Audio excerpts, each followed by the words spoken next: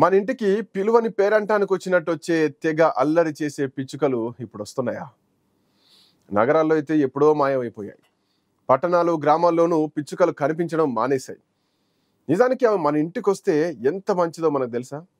మన చిన్నప్పుడు ఎక్కడ చూసినా పిచ్చుకలు కనిపిస్తా ఉండేటివి, అల్లరి చేస్తా ఉండేటివి. వాటి చేష్టలు చూస్తూ, కిచకిచలు వింటూ జనం తెగ మురిసిపోయేవాళ్ళు.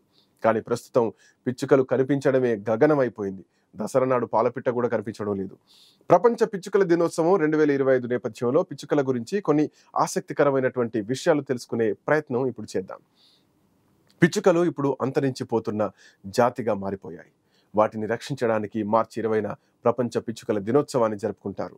గతంలో పిచ్చుకలు ఇళ్ల ముందు అటకలు లేదంటే దూలాలు పైకప్పు సందుల్లో గూళ్ళు కట్టుకునేవి, చెట్లకు కూడా గూళ్ళు కట్టుకునేటివి. కానీ ఈ రోజుల్లో భవనాలు పెద్దవిగా ఉంటున్నాయి, చెట్లు తక్కువగా ఉంటున్నాయి. అట్లాగే ఎయిర్ కండిషనింగ్ వంటి సాంకేతికతలు ఇళ్లలో సాధారణమైపోయాయి. మన ఇల్లు పిచ్చుకలకు ఒక కొత్తగా ఉంటున్నాయి. గతంలో 13 సంవత్సరాలు జీవించిన పిచ్చుకలు ఇప్పుడు కేవలం 5 సంవత్సరాల్లోనే చచ్చిపోతున్నాయి. మానవ సాంకేతిక అభివృద్ధి కారణంగానే ఇలా జరుగుతోందని చెప్పడంలో సందేహం లేదు. గాలి వెళ్ళడానికి వీల్లేనంత గట్టిగా మూసి ఉన్నట్టుండే ఇళ్లలో పిచ్చుకలు బతకలేవు. పట్టణ ప్రాంతాల్లో గాజు కిటికీలను ఢీకొడి చనిపోయేటువంటి ప్రమాదం కూడా ఉంటుంది. ఇప్పుడు గ్రామాల్లోని ఇండ్లు కూడా కాంక్రీట్ జంగల్లా మారిపోవడంతో పిచ్చుకలకు ఆశ్రయం లభించకుండా పోతోంది. పిచ్చుకలు పునరుత్పత్తి చేయడానికి అవసరమైన వాతావరణం లేకపోవడం వల్ల కొన్ని సంవత్సరాల్లోనే 60% కంటే ఎక్కువ పిచ్చుకలు మాయమైపోయాయని గణాంకాలు చెబుతున్నాయి. ఇది నిజంగా దిగ్భ్రాంతి కలిగించే విషయం అని అంటున్నారు పక్షి ప్రేమికులు. ఈ పక్షులు ఇంటికి రావడం మంచిదని మన పెద్దలు నమ్మేవారు. ఈ పక్షులు వచ్చి ఉండే ఇంట్లో పిల్లలు పుడతారనేటువంటి నమ్మకం కూడా ఉండేది. కొన్ని నమ్మకాలు మంచి చేస్తాయి. ఇది అలాంటి నమ్మకాల్లో ఒకటనే చెప్పాలి. ఇక ఈ చిన్న చిన్న పిట్టలు పిచ్చుకలతో పర్యావరణానికి అందమే కాదు, మనం వాటిని తరచూ చూస్తుంటే మనసుకు కూడా చాలా ప్రశాంతంగా ఉంటుంది. ఈ అల్ప ప్రాణులు సాధారణంగా తోటలోని పొదలు, మొక్కలు, చెట్లలో గూళ్ళు కట్టుకొని ఉంటాయి. కానీ ఆ పరిస్థితులు ఇప్పటి జన జీవితంలో కనబడడం లేదు. కనీసం వాటికి నీళ్లు కూడా దొరకడం లేదు. అయితే పిచ్చుకలు అంతరిస్తే ఏమవుతుంది? వినాశనం జరుగుతుందని చైనీయులు అంటున్నారు. అలా ఆ దేశంలో జరిగింది. పిచ్చుకల్ని చంపడం కారణంగా చైనా వినాశనాన్ని చూసింది. కొన్ని కోట్ల మంది ప్రజలు ఆకలి చావులు చచ్చారు. నిజానికి ఈ భూమి కేవలం మనిషి సొత్తు మాత్రమే అనుకుంటే చావుతో తల గోక్కున్నట్టే. తన స్వార్థం కోసం మనిషి ఏ జీవికి అన్యాయం తలపెట్టినా అది అతడిపైనే ప్రభావం చూపుతుంది. ఈ ఎకోసిస్టంలో ప్రతి జీవికి ప్రాధాన్యత ఉంటుంది. వాటి ప్రాణాలతో మనం ఆడుకుంటే మన ప్రాణాలతో ప్రకృతి ఆడుకుంటుంది. దీనికి ఉదాహరణగా 1958లో జరిగిన ఓ ఉదంతం ఇప్పుడు మనం చెప్పుకోవాలి. అప్పట్లో పిచ్చుకల కారణంగా చైనాలో పెద్ద ఎత్తున పంట నష్టం జరిగింది. ఇది గుర్తించినటువంటి ప్రభుత్వం ఓ దారుణమైన నిర్ణయానికి తెరతీసింది. పంటల్ని దెబ్బతీస్తున్న పిచ్చుకలను చంపేయాలని ప్రజల్ని ఆదేశించింది. దీంతో ప్రజలు రెచ్చిపోయారు. ఎక్కడ పడితే అక్కడ పిచ్చుకలను చంపడం మొదలుపెట్టారు. వాటి గూళ్లను నాశనం చేశారు, గుడ్లను పగలగొట్టారు. దీని కారణంగా చైనాలో 30 లక్షల పిచ్చుకలు చనిపోయాయి. పంటలకు పట్టిన పీడ పోయిందని ప్రభుత్వం, ప్రజలు భావించారు. కానీ తర్వాత ముంచుకు రాబోయే పెను ప్రమాదాన్ని, పెను వినాశనాన్ని వారు గుర్తించలేకపోయారు. ఈ ఎకోసిస్టమ్ గురించి సరైన అవగాహన లేని మూర్ఖులైన ప్రభుత్వ పెద్దలు తీసుకున్న నిర్ణయానికి చైనా భారీ మూల్యం చెల్లించాల్సి వచ్చింది. పిచ్చుకలు లేకపోవడం వల్ల పంటలకు చీడపీడల బాధ విపరీతంగా పెరిగిపోయింది. పురుగులు, కీటకాలు విపరీతంగా అభివృద్ధి చెంది పంటలపై పడివేశాయి. ఇక ఆ సమయంలో పిచ్చుకలు ఉంటే సమస్య గోటితో పోయేది అనేది వాళ్ళ అభిప్రాయం. విపరీతంగా పెరిగిన పురుగుల కారణంగా అది గొడ్డలి వరకు వచ్చింది. పంటలు మొత్తం నాశనం అయ్యాయి.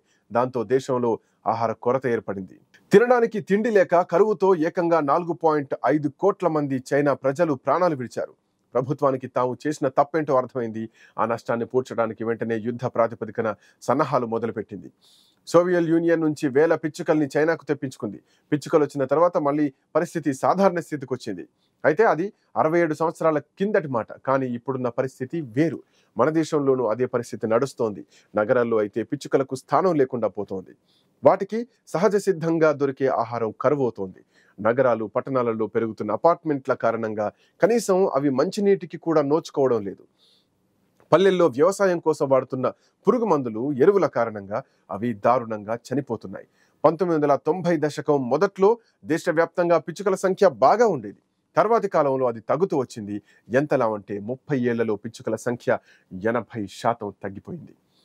ఆంధ్రప్రదేశ్, కేరళ, గుజరాత్, రాజస్థాన్ రాష్ట్రాల్లో పిచ్చుకల సంఖ్య గణనీయంగా తగ్గిపోయింది. ఇంకా దారుణం ఏంటంటే 2003 నాటికి తిరువనంతపురం ప్రాంతంలో అసలు పిచ్చుకలే లేకుండా అంతరించిపోయాయి. ఇక లక్నోలోని కొన్ని ప్రాంతాల్లో 2013 నుంచి పిచ్చుకలు అసలు కనిపించలేవు. పిచ్చుకలు అంతరించిపోవడానికి చాలా కారణాలు కూడా ఉన్నాయి. వాటిలో ముఖ్యమైనవి అడవుల్ని నరికివేయడం, నగరీకరణ, పురుగు మందులు విపరీతంగా వాడటం, సెల్ ఫోన్ టవర్ల నుంచి వచ్చే రేడియేషన్ కారణంగా అవి దూరంగా తరిమేయబడుతున్నాయి. వీటిని ఇలా దూరం చేసుకుంటూ పోతే 1958లో చైనాకు పట్టిన గతే మనకు కూడా పడుతుంది.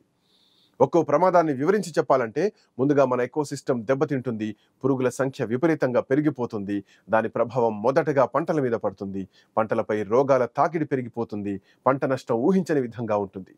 ఇది మాత్రమే కాదు, పిచ్చుకలు పురుగుల్ని తినడం మాత్రమే కాదు, పిచ్చుకల్ని తినే జంతువులు కూడా కొన్ని ఉంటాయి, వాటికి ఆహారం కరువవుతుంది. ఇది జీవ వైవిధ్యంపై ప్రభావం చూపుతుంది. ఇవన్నీ పైకి కనిపిస్తున్న మనిషి ఊహించగలిగే ప్రమాదాలు మాత్రమే. ఊహించని ఇతర ప్రమాదాల్ని కూడా మనిషి ఎదుర్కోవాల్సి వస్తుంది. ఇది కేవలం పిచ్చుకల్లాంటి అల్పజీవుల విషయంలోనే కాదు, అంతరించిపోయే ప్రతి జీవి కారణంగా మానవ మనుగడ కష్టతరమవుతూ ఉంటుంది. దీన్ని గమనంలో పెట్టుకొని మనిషి జీవించాల్సినటువంటి అవసరం ఎంతైనా ఉంది. మా రోజుల్లో అంటూ పిచ్చుకల్ని తలుచుకుంటూ చాలా మంది ఇప్పటికీ మనం బాధపడుతూ ఉంటాం. కానీ ఏం లాభం? సొంత లాభం కొంత మానుకొని నా ఇల్లు నా పక్షులు అనుకుంటే పిచ్చుకలు పూర్వకళతో సందడి చేస్తాయి. పిచ్చుకలు కనిపించడం అరుదైన దృశ్యంగా ఉంటుంది. సమాజంలో పర్యావరణం పట్ల పెరుగుతున్న నిర్లక్ష్యం ప్రపంచం మొత్తం మీద పడుతుంది. గతంలో ఇంటి చుట్టుపక్కల, తోటల్లో, రహదారుల పక్కన కనిపించే పిచ్చుకలు ఇప్పుడు చాలా అరుదుగా మాత్రమే కనిపిస్తున్నాయి.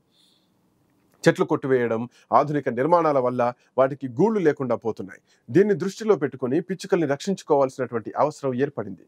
ప్రతి ఇంట్లో కనీసం ఒక మట్టి గూడు ఏర్పాటు చేయాలి. వేసవి కాలంలో పిచ్చుకలు దాహంతో బాధపడకుండా ప్రతి ఇంటి ముందు చిన్న నీటి గిన్నెలు ఏర్పాటు చేయాలి. పిచ్చుకల ప్రాముఖ్యతపై బడుల్లో అవగాహన కార్యక్రమాలు నిర్వహించాలి. ప్రతి ఇంట్లో ఒక గూడు అనే ఉద్యమాన్ని విద్యార్థుల సహకారంతో ముందుకు తీసుకెళ్లాలి. మనం విసిరే ప్లాస్టిక్ వ్యర్థాల్లో పక్షులు చిక్కుకొని మరణించడం పెరిగిపోయింది.